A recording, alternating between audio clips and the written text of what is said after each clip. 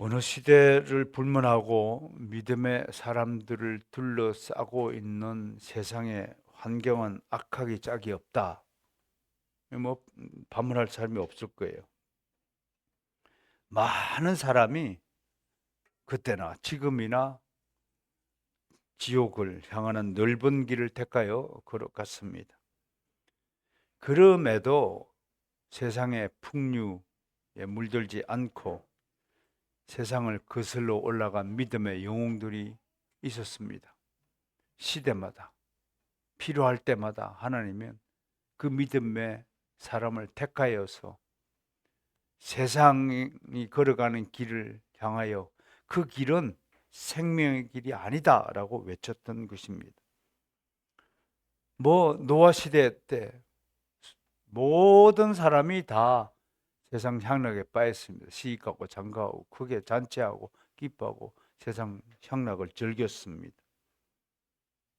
그러나 노아는 성경은 이렇게 기록합니다. 당대의 의인이었다.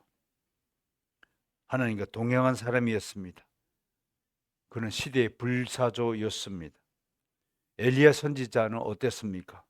하나님의 제단을 무너뜨리고 시도하는 전부 바알 숭배자였던 그 시대에 그는 만군의 여호와를 충실히 섬겼습니다. 특별히 성경은요, 열왕기상 19장 10절에 이렇게 되어 있어요. 그의 입술과 마음이 제단에 핀 숯불로 정결하게 되었다라고 기록하고 있습니다.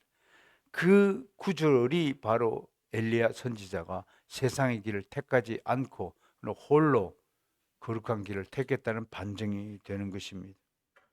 세례요한은 어떻습니까? 모두가 율법을 위반하는 죄인으로 살아갈 때 홀로 광야에 서서 민족의 회개를 외쳤습니다. 그 결과가 무엇입니까? 그는 결국 목이 잘려 죽었습니다. 그럼에도 그는 굴하지 않고 그 길을 택하였습니다. 교회사 속에서도 모두가 아리우스의 주장을 따라갈 때 아타나시우스는 그 길을 외면하고 예수 그리스도의 신성을 주장하여서 오늘날 삼일체 교리의 초석을 마련해 주셨습니다. 그게 뭐 그렇게 대수인가요? 그게 뭐 대단한 일입니까? 라고 지금도 신랄한 무리들이 있습니다. 우리 교회는 모두가 복음주의 걸어가면서 종교다운주의와 자유주의 신학을 다 합하여서 편한 길, 넓은 신앙의 길을 걸어가고자 할 때 우리는 오로지 진리의 길, 생명의 길을 주장하며 이 개혁교회의 길을 고수하며 길어왔던 것입니다. 저는 단언코 얘기합니다.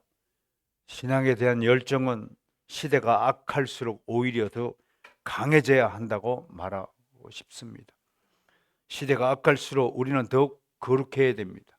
모두가 예스 할 때 우리는 노라고 대답할 수 있어야 됩니다. 한때 유럽에서 북미에서 너도 나도 기독교 신앙을 고백하였습니다. 그러나 너도 나도 그리스도인이고 너도 나도 교회를 다니는 그 상황에서 신앙을 고백하는 것은 너무나 쉬운 일이 아니었을까요? 오히려 악한 시대의 믿음을 고백하기란 쉬운 일이 아닙니다. 다 그럴듯한 폼나는 교회당 안에 앉아가지고 고상한 믿음을 고백하는 일은 어쩌면 쉬운 일일 것입니다. 그러나 이 어렵고 혼탁한 시대에 오직 성경적인 신앙으로 무장하고 누가 뭐라고 그러던 이다기는 사라는 사실을 절대 진리로 믿고 가슴에 품고 그 십자가의 길이만이 생명의 길이요 진리의 길임을 고백하는 것, 나는 그것을 여러분에게 요청하는 겁니다. 이런 신앙에 대해서 유명한 청교도 설교가이던 토마스 왓슨이 이렇게 얘기했습니다. 죽은 물고기는 강물에 떠내려 간다. 그러나 살아있는 물고기는 세찬 물살을 거슬러 올라가는 것이다. 죽은 믿음을 가진 사람은 세상과 연합하여 세상의 방식대로 쫓아 살아가지만 참된 믿음을 가진 사람은 세상을 역류하는 것이다 라는 것을 여러분에게 강조하는 것입니다.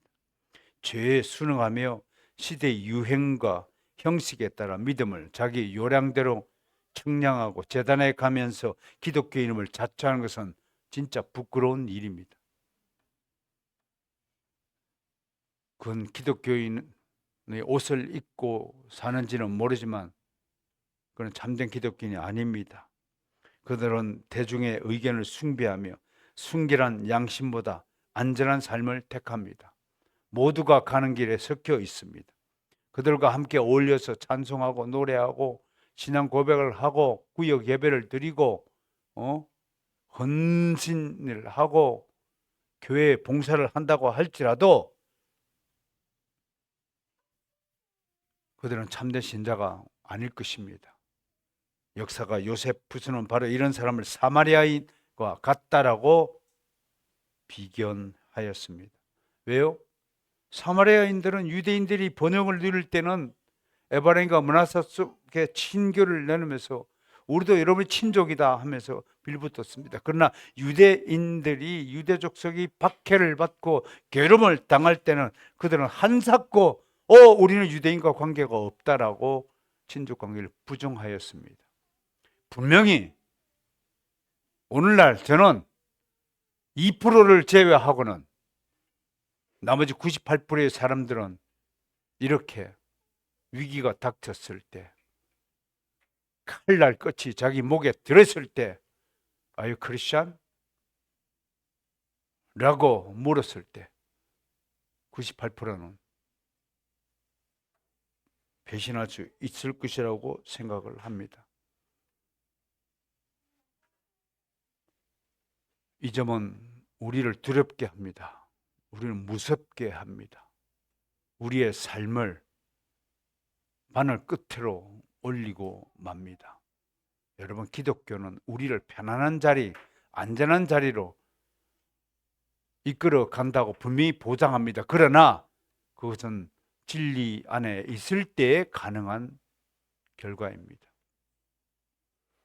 난 여러분들이 이곳에서 다른 거 쳐다보지 마시고 정말로 내가 참된 믿음을 가지고 있는 사람인가를 가늠하는 시간을 가지시길 원합니다. 내가 그랬죠? 참된 믿음을 가지고 있지 않으면 하나님의 말씀이 아무리 선포돼도 귀에 들리지 않습니다. 이미 그것은 세상과 오염되거나 변질되었기 때문에 들리지 않는 것입니다. 믿음은 들으면서 나는 겁니다. 오늘도 여러분, 이 설교, 짧은 1시간짜리 설교를 통해서 여러분의 믿음이 얼마나 달라질 수 있겠습니까? 그나마 듣지도 않는데 달라질 수 있다고 생각할 수 있다면 그건 교만입니다. 오늘 그리스도인들과 교회를 둘러싼 환경도 어느 시대나 마찬가지로 악하기 그지없습니다. 이제 세상 사람들은 매우 노골적으로 하나님을 조롱하고 신자들을 비방하나 따돌림합니다. 그리스도인이라고 하면서 가장 치욕적인 평가가 무엇이겠습니까? 당신 보니까 나하고 별반 다를 게 없네요. 그 말을 듣는다면 가장 치욕적인 평가가 될 것입니다. 이제 대부분의 사람들은 교회가 선포하는 메시지에 귀를 기울이지 않습니다. 한 주간 동안 제가 다른 방송과 신문 기사에 실려 있는 복음주의자들의 설교를 내가 11개를 들었습니다. 일부러 들었습니다. 좋은 얘기가 정말 철철 흘러 넘칩니다.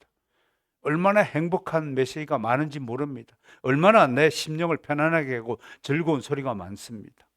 그런데 중요한 것은 그 소리가 성경에 기반을 두고 있지 않다는 겁니다. 성경의 말씀을 두고 이용하는 말씀은 많지만 그 성경의 말씀을 정확하게 해석하여서 여러분들의 피가 되고 살이 되는 영적인 양식이 주어지지 않고 있다는 겁니다.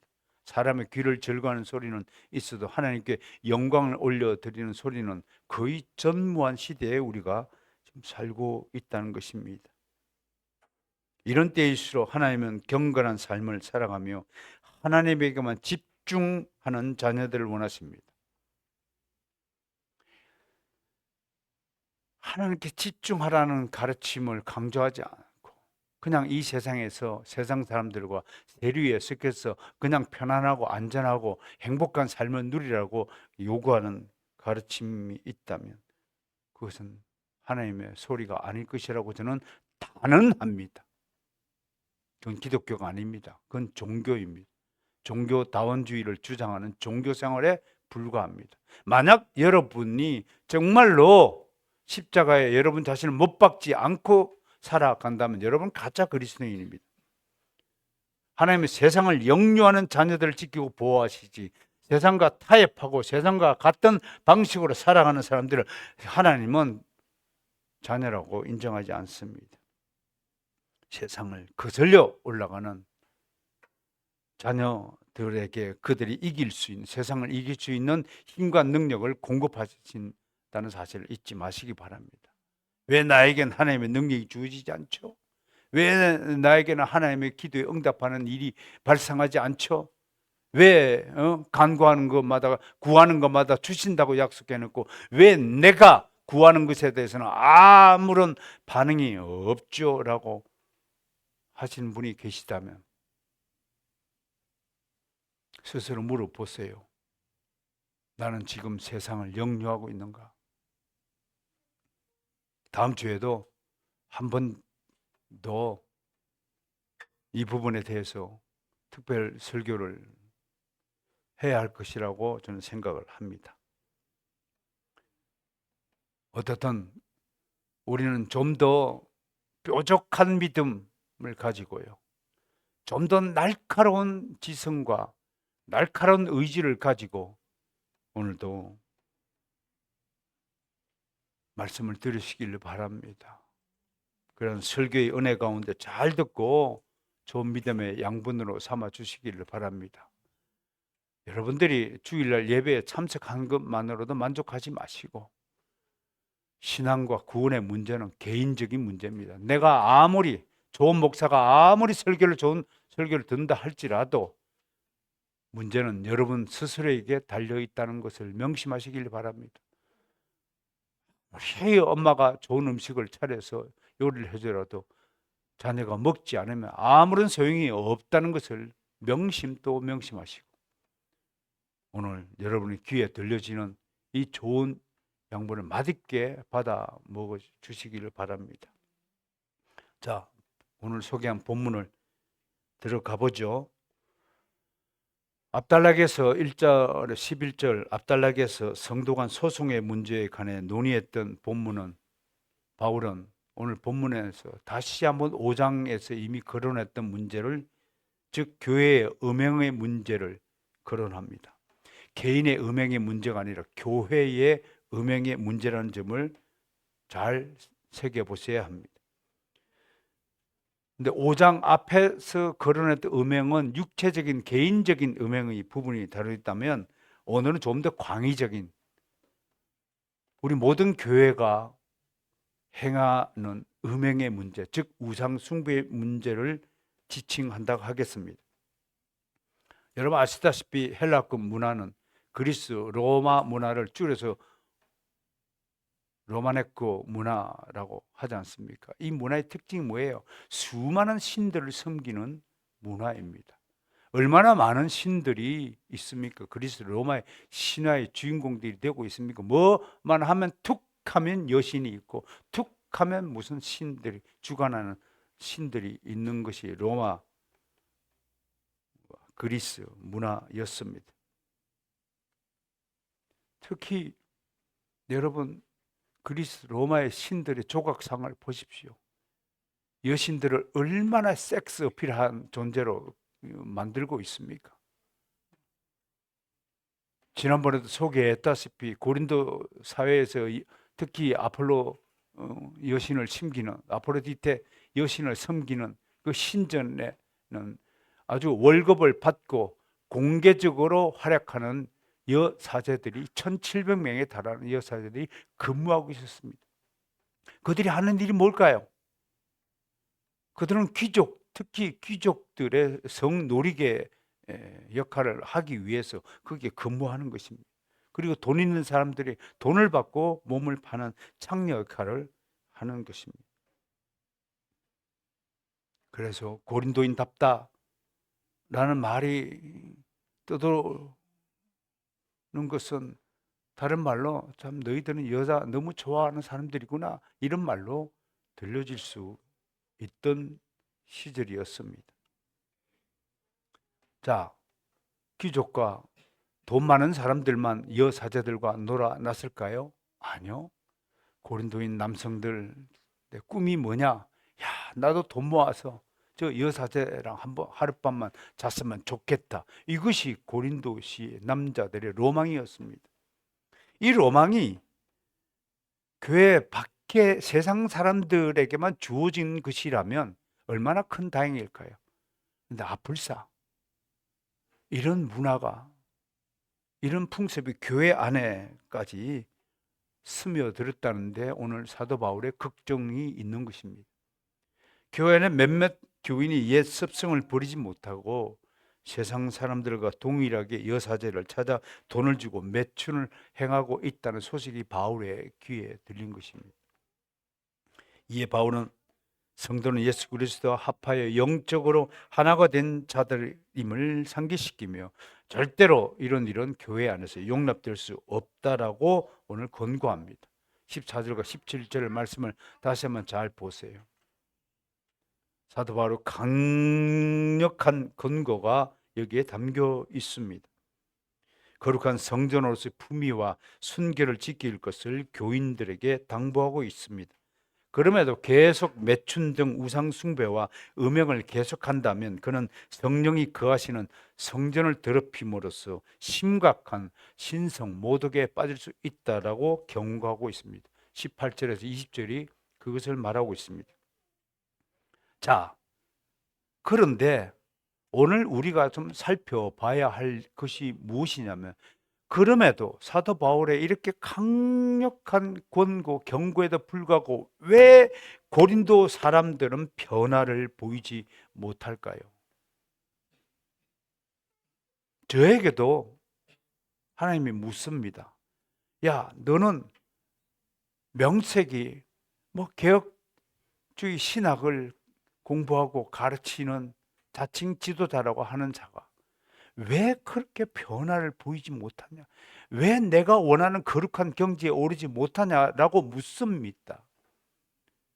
동일하게 지금 우리는 하나님 앞에서 솔직하게 이렇게 질문을 해야 됩니다. 주님, 왜 나는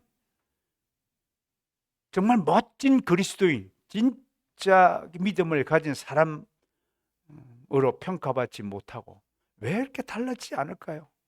성질머리나 10년 전이나 20년 전이나 왜 이 모양 그 모양일까요? 왜 말투는 왜 이렇게 달라지지 않을까요? 제가 영상을 봅니다. 제 영상을 보는 때마다 저는 쥐구멍이라도 들어가고 싶은 심정입니다. 여러분들도 마찬가지예요. 저만 그럴까요?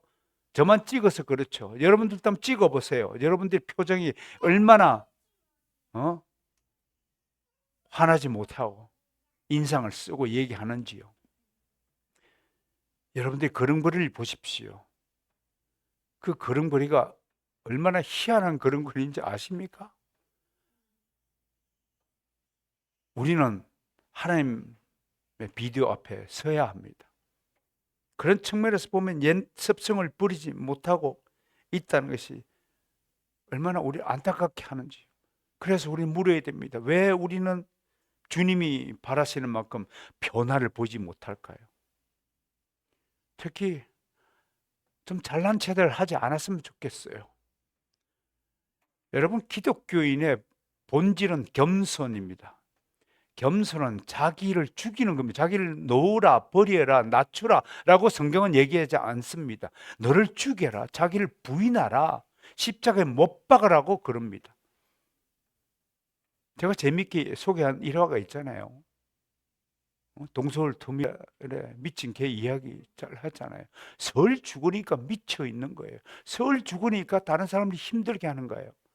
요즘 제가 지난주에 한 거 읽은 책 이미 왜 네 말이 나를 힘들게 할까? 책 제목이 그래요. 여러분 아세요? 저도 마찬가지예요. 저 때문에 힘들어하는 사람이 분명히 있을 것입니다.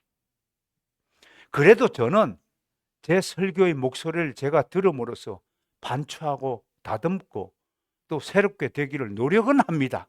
달라지지는 않지만 노력은 한다고요.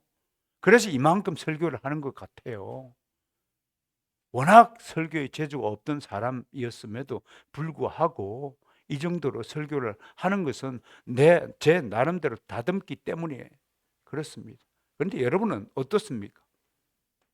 아마 여러분은 평생에 가서 자기 연설문을 찍은 영상을 보지 못할 겁니다. 왜? 여러분들이 설교하지 않으니까요. 그럼에도 불구하고 집에 이 카메라를 들여다 놓고 여러분들이 말하는 걸 한번 설교문을 만들어서 연설문을 만들어서 한번 찍어 보세요. 여러분들의 음성, 여러분들의 톤, 여러분들의 얼굴 표정, 여러분들의 제스처가 얼마나 웃기는가를. 그래놓고 맨날 목사님들 에이 설교 어떻고 저떻고 평가하는 여러분들이잖아요. 여러분들은 누구에 의해서 평가를 받습니까? 그런 점을 생각하신다면 겸손할 수밖에 없습니다. 우리는 겸손해야 됩니다. 우리는 아무것도 솔직히 모르는 자들입니다. 우리가 하나님에 관해서 뭘 얼마나 알 수 있을까요? 하나님의 계시해 주신 것도 제대로 잘 알지 못하는 저희이지 않습니까? 그러니까 가장 멋진 그리스도인은 자기 자신을 완전히 무시하는 그리스도인이 아닐까 생각을 해봅니다. 저는 고린도 교인들 이야기를 하면서 왜 고린도 교인들이 이렇게 변화를 보이지 못할까라고 방금 질문을 스스로 던져보았습니다. 그 답변이 뭘까요? 그것은 잘못된 교리에 대한 지식이 있기 때문이라고 답을 할 수 있습니다. 어떤 교리냐? 바로 그리스도의 자유에 대한 잘못된 지식 때문이라고 말할 수 있습니다. 바울은 그리스도의 자유를 대단히 오해하고 있는 고린도 교인들을 질책합니다. 그들은 그리스도의 자유를 잘못 해석하고 있는 겁니다. 주님께서 우리를 이제 해방시켜 우리에게 자유를 주셨으니까 우리는 이제 마음껏 살아도 된다는 방종주의에 빠졌다고 보는 것입니다. 그것이 12절, 13절에 있는 겁니다. 모든 것이 내게 가하나 다 유익한 것이 아니요 모든 것이 내게 가하나 내가 무엇이든지 얽매이지 아니하리라. 이게 자유의 법칙이고 바울의 자유의 헌장이라고 말하는 부분입니다. 이게 무슨 말입니까? 우리가 자유를 마음껏 누릴 자유가 있지만 그것을 무절제 방종스럽게 사용하면 안 된다는 것이 자유의 헌장입니다. 유익함을 위해 사용해야 됩니다. 누구의 유익? 하나님 나라의 영광을 위하여. 하나님 나라의 유익. 내 옆에 있는 다른 사람의 유익을 위하여 자유가 사용되어야지 나의 유익을 위하여 자유가 사용되면 안 된다고 하는 것입니다. 그리고 사도 바울은 충분히 사도로서 대접받을 자유가 있습니다. 권리가 있습니다. 그럼에도 사도 바울은 그 자유를 사용하지 않겠다고 고백합니다. 그 10장 23절에도 동일한 말씀이 반복되고 있습니다. 사도 바울은 갈라디아 교인들을 향해 자유의 소중함을 이렇게 피력했습니다. 갈라디아서 5장 1절입니다. 보이시나요? 함께 읽을까요? 시작. 그리스도께서 우리를 자유롭게 하려고 자유를 주셨으니 그러므로 굳건하게 서서 다시는 종의 멍에를 매지 말.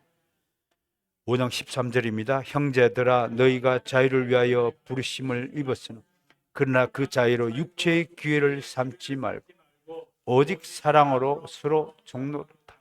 어떤 자유가 가장 귀한 자유일까요? 내가 하고 싶은 대로 내 몸이 원하는 대로 행동하는 그 쾌락 방종주의가 자유가 아니라 서로 종노릇하라라고 오늘 말하고 있습니다. 너의 자유를 어디다 써보나고요? 다른 사람을 섬기는 일에 너의 자유를 사용하라고 오늘 사도 바울은 우리에게 가르치고 있는 것입니다. 모름지기 성도의 몸은 주의 권능으로 부활하여 영생을 누릴 뿐 아니라 그리스도의 지체이며 성령의 전입니다. 오늘 19절 말씀에서 성령의 전이라고 분명히 선포합니다. 그러므로 그리스도인은 주 안에서 무한한 자유를 누릴 수 있는 권리를 가지고 있어도 그 자유는 그리스도인에게 주어진 책임과 의무를 다하는 데 사용되어야 한다는 것입니다. 그리스도인의 자유는 쾌락을 위하여 주어진 것이 아닙니다.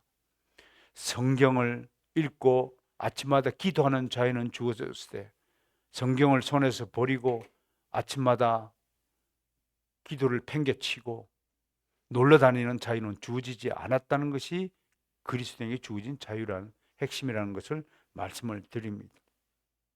성경은 자유를 오남용하는 자에 대한 경고를 곳곳에서 말씀하고 있습니다. 한 절만 보죠. 베드로후서 2장 14절 제가 읽죠. 음심이 가득한 눈을 가지고 여러분 눈들 좀 보세요. 거룩한 눈입니까? 음심이 가득한 눈입니까? 이 음심 중에서는요, 뭘 가지고 싶다라는 마음 자체가 음심이라고 성경은 이야기해요. 잠언서에 보면요, 저건 내 것이다. 내가 가지고 싶다. 얻고 싶다. 손에 쥐고 싶다. 그게 음심이에요. 저 여자를 가지고 싶다. 저것도 음심이고요. 저 물건을 가지고 싶다. 음심이에요. 그 음심을 가득한 눈을 가지고 범죄하기를 그치지 않는다. 우리가 그런 존재라는 것을 아셔야 됩니다. 굳세지 못한 영혼들을 유혹하며 탐욕에 연단된 마음을 탐욕에 연단됐대요. 겸손에 연단돼요. 무욕에 연단된 것이 아니고 다른 사람을 위해서 베풀고 헌신하는 일에 연단되지 않고 내가 가지고 싶고 내가 누리고 싶다는 그 음심과 탐욕에 연단된 자들이라고 오늘 우리 향해 지적하고 있는 것입니다. 여러분, 이런 하나님의 말씀에 우리는 부끄러움을 느껴야 됩니다. 바울은 고린도 교회에서 18개월이나 머물며 목회를 했습니다. 성도들을 지극정성으로 가르치고 섬겼을 것으로 우리는 봅니다. 그리고 충분히 필요한 교리들을 고린도 교인들에게 꼭 필요한 교리들을 가르쳤다라고 고백합니다. 그럼에도 고린도 교인들은 변화를 보이지 않고 있습니다. 자유를 잘못 오해하여서 마음대로 쾌락을 위하여 써먹는데 사용하고 있는 것입니다. 그런 교인들을 향해서 사도 바울은 나를 보라. 나도 너희들처럼 나에게 주어진 자유를 다 사용하고 마음대로 구가할 수 있지만 유익함을 위하여 덕을 세우기 위하여 참는다. 스스로 내가 나에게 주인 자유를 제한한다 라고 고백하고 있습니다. 이것이 바로 저는 바울의 겸손의 핵심이라고 생각을 합니다. 사도 바울은 정말 고린도 교인들이 자기를 본을 받아서 달라지길 원합니다. 나도 여러분들이 정말 달라지기를 원합니다. 조금씩이라도 달라지기를 원합니다. 진짜 오직 말씀 더욱 사랑으로 똘똘 뭉치는 하나님이 맺게 하신 그런 가족이 되길 원합니다. 나는 여러분들이 얼마나 인정에 메말르신 분가를 잘 알고 있습니다. 여러분들이 얼마나 표현에 서툰 사람들인가를 잘 알고 있습니다. 그래서 여러분들이 다른 사람을 섭섭하게 만드는 천재인가를 잘 알고 있습니다. 난 여러분들이 정말 사랑이 가득한 눈으로 서로를 쳐다보면서 서로를 안부를 묻고 서로의 처지를 위하여 기도하고 그런 가족이 되길 원합니다. 그런데 그러지 못하는 것은 여러분들 우리 가운데 사랑이 없기 때문에 그렇습니다. 저는 분명히 말씀을 할 수 있어요. 우리는 더욱 사랑해야 한다고 하나님으로부터 말씀을 받은 교회입니다. 그런데 좀의 사랑도 하지 못합니다. 그래요. 장례식 때 함께 참여하고 장례 예배 드리는 건 너무나 귀한 행동입니다. 그런데 그것은 그냥 사랑입니다. 그것보다 우리 교회는 더욱 사랑해야 되는 의무를 하나님의 말씀을 받았습니다. 더욱 사랑은 평소에도 안부 묻는 겁니다. 일주일 내내 가도 저한테 전화 한 통 하지 않지 않습니까? 그게 무슨 사랑입니까?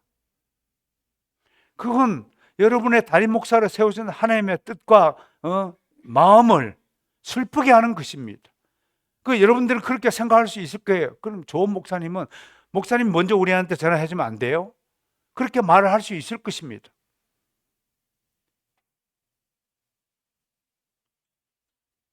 과연 그럴까요?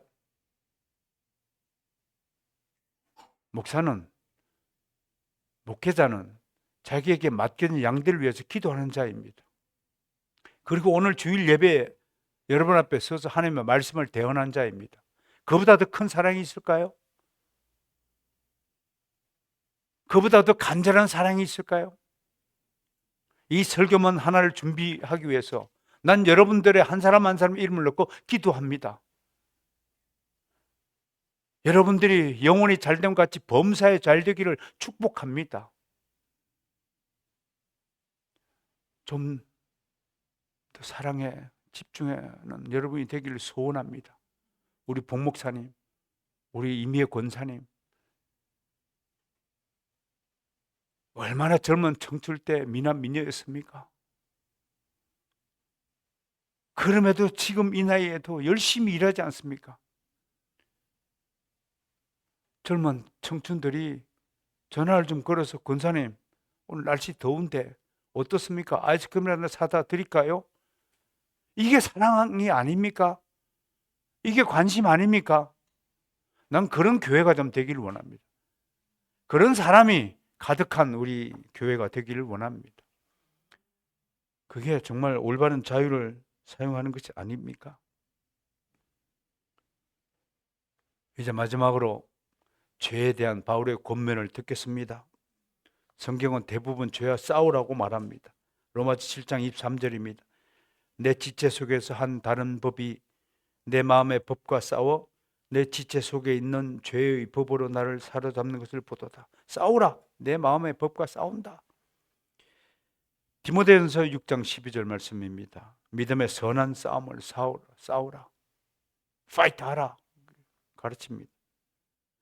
히브리서 12장 4절 너희가 죄와 싸우라. 죄는 싸움의 대상입니다. 바깥에서 누가 나를 공격하면 싸워야 됩니다. 그게 죄라는 겁니다. 그런데 오늘 본문에서는 특별히 음행죄에 대해서는 싸우라고 하지 말고 피하라. Flee. 영어로 FLEE. 피하라. escape 도망하라라는 뜻이야. 그게 좀 다른 의미인가 봐요. 살짝 피하라. 맞서대 주먹이 날라오면 피하라. 맞지 말고 escape는 등 돌려서 걸어만 날 살려라고 도망치는 거지만 free는 그냥 피하는 겁니다. 다른 죄는 외부에서 오는 것이지만 왜 피하러 가냐면 이 음행죄는 내부에서 솟아나는 본능에서 솟아나는 죄이기 때문에 피하러 가는 겁니다. 왜? 누구도 본능을 이길 사람은 없기 때문에 그렇습니다. 예를 들어서 우리가 얼마나 무력한 존재인가를 깨달아야 됩니다. 그래서 바울 사도는 이런 싸움에서 이길 수 없음을 간파하고 오호라 나는 곤고한 사람이로다. 이 사망의 몸에서 누가 나를 건져내라라고 한탄한 바 있습니다. 우리도 바울 사도의 모범을 따라서 자기 자신에 대한 처지를, 신세를, 수준을 한탄해야 할 것입니다. 이제 오늘 본문의 마지막 권고를 듣습니다. 그것은 바로 우리 몸은 우리 것이 아니다라는 것을 전제로 사도는 우리가 육신을 더럽히지 말아야 함을 권면합니다. 우리가 우리 몸을 함부로 주장하지 않아야 한 세 가지 이유가 있습니다. 첫째, 우리 몸은 하나님께로부터 받은 것이기 때문에 그렇습니다. 오늘 본문은 우리 몸이 우리 것이 아니라고 분명히 못 박습니다. 당연한 얘기죠. 내가 나를 지어 적이 없습니다. 나는 지음을 받은 피조물입니다. 인간은 하나님부터 지음을 받은 피조물이다. 이 사실을 잊지 않고 살아야 할 것입니다. 둘째, 예수님이 우리의 핏값을 치르시고 사셨기 때문에 그렇습니다. 모든 인간은 아담의 범죄로 인하여 원죄와 비참함을 동시에 지닌 채로 태어나 살게 됩니다. 그런데 우리는 죄로 인하여 마귀에게 팔린 바 되었습니다. 영원히 마귀 수하에 마귀의 명령을 듣고 살아야 될 우리 신세였습니다. 그런데 우리 주 예수 그리스도께서 우리가 갚아야 할 모든 죄값을 죽음으로 치르시고 우리를 마귀로부터 구속하여 구원하여 주셨습니다. 그러므로 모든 그리스도인은 이제 하나님의 자녀로 입양되어서 하나님의 유업을 이을 상속인이 되었습니다. 그런 우리가 어찌 예수 그리스도의 은혜를 망각하고 우리 몸을 함부로 낭비하고 흠모한 데 사용할 수 있겠습니까? 다시 한번 부탁합니다. 더욱 사랑하는 일에 매진하는 우리 바르선 교회 가족이 되어 주시길 소망합니다. 요한일서 3장 11절, 18절, 4장 7절 말씀 함께 봉독합니다. 시작. 우리는 서로 사랑할지니 이는 너희가 처음부터 들은 소식이라. 자녀들아, 우리가 말과 혀로만 사랑하지 말고 행함과 진실함으로 하자. 사랑하는 자들아, 우리가 서로 사랑하자. 사랑은 하나님께 속한 것이니 사랑하는 자마다 하나님으로부터 나서 하나님을 알고 사랑하지 아니하는 자는 하나님을 알지 못하니 이는 하나님은 사랑이시니. 옆 사람 인사합시다. 하나님은 사랑이십니다. 다시 한번 합니다. 서로 더욱 사랑합시다. 그런 바르선 가족이 꼭 되어주시기를 소망합니다. 세 번째, 우리 몸은 성령이 거주하는 전이기 때문에 그렇습니다.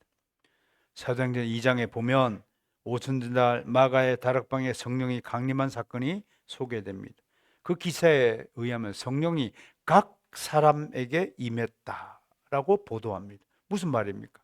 구약시대 때는 하나님이 필요에 따라서 성령께서 오셨다가 나갔다가 들락날락 했습니다.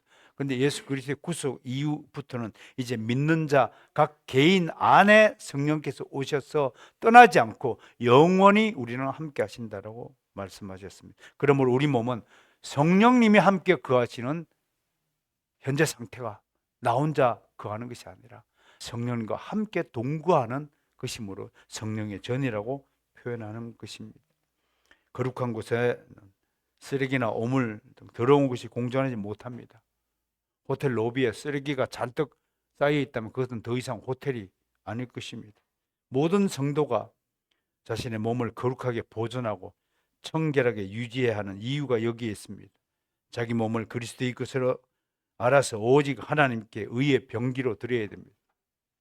의의 병기 그러면 떠오르는 구절이 어디입니까? 에베소서 6장 4절 7절. 머리부터 머리에 뭐 써요?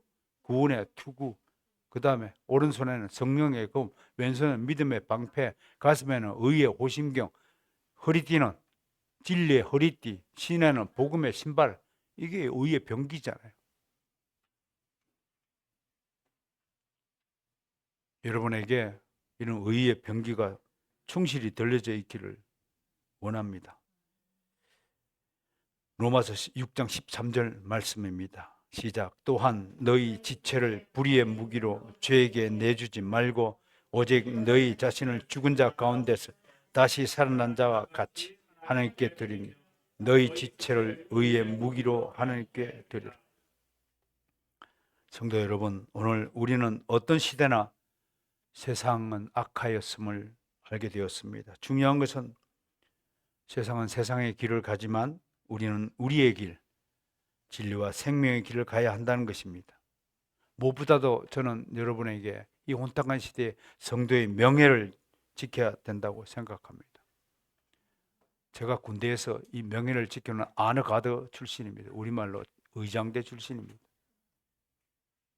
육군의 명예를 지키는 부대입니다. 이 명예를 생각하면서 여러분에게 들려줄 이야기가 바로 인격권의 이야기입니다. 난 모든 그리스도인은 다른 그리스도인의 인격권을 존중해야 된다고 생각합니다. 오카는 목사님의 그리스도인의 자존심 이런 책에 나오는 얘기입니다. 성도의 명예는 그리스도인의 자존심을 지키는 것이라고 돌아가신 옥 목사님 말씀하셨습니다. 어떤 농부 이야기를 합니다. 자존심이 뭐냐? 개혁교회 성도로서의 자존심을 강조하면서 이야기를 전해드립니다. 어떤 농부가 어린 독수리 새끼를 구해다가 주워다가 집에서 키웠답니다. 닭장에 가두고 날마다 먹이를 주고 돌보는데 하루가 다르게 성장하다는 겁니다. 어느 날 친구가 집에 놀러 와서 야, 너는 독수리 새끼를 왜 닭장 안에 키우고 있냐? 아니야, 쟤는 독수리 새끼지만 내가 그냥 닭장 안에 키우고 닭처럼 키웠어. 그래? 그러더니 그 친구가 그러면 제가 독수리인지 닭새끼인지 한번 시험을 해보자. 그래서 산으로 올라와가지고 바위에 올라오고 독수리를 하늘로 탁 날렸답니다. 어떻게 됐을까요? 예, 독수리가 그대로 날아서 다시는 돌아오지 않았답니다. 독수리는 독수리입니다. 난 이 얘기를 전해주시면서 여러분이 가슴팍에 바로선 개혁교의 성도라는 자존심, 자부심을 잃지 말아달라고 부탁합니다. 바로선 개혁교의 성도는 바로선 개혁교의 성도입니다.